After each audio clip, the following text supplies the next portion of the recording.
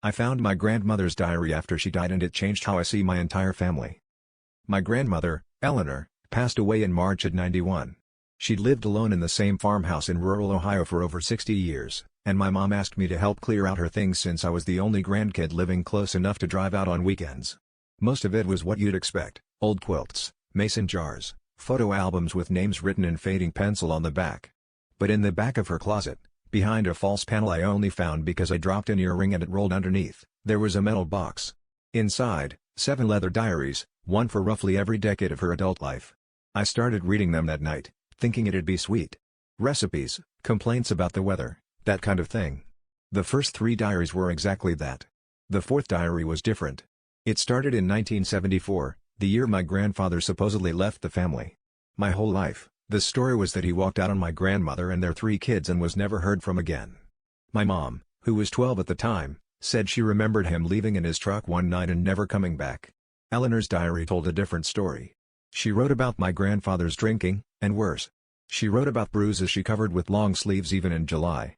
She wrote about a night in October 1974 when he came home drunk and, according to her entry, did something to William, my uncle, who would have been 8 at the time. The next entry, 4 days later, was short. It said, "It's done. The truck is gone.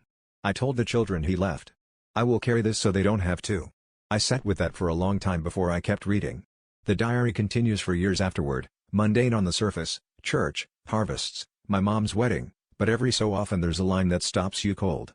One entry from 1989 just says, 15 years today. The well still holds.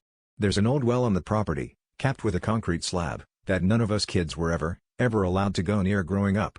Eleanor told us it was unstable. We believed her. We were terrified of it as kids without knowing why. I haven't told my mom or my uncle what I found. I don't know if I ever will. Uncle William has never once mentioned his father since I've been alive, and now I understand why the subject was never brought up at family dinners. It wasn't grief. It was something everyone in that house agreed, without ever saying so out loud, to bury.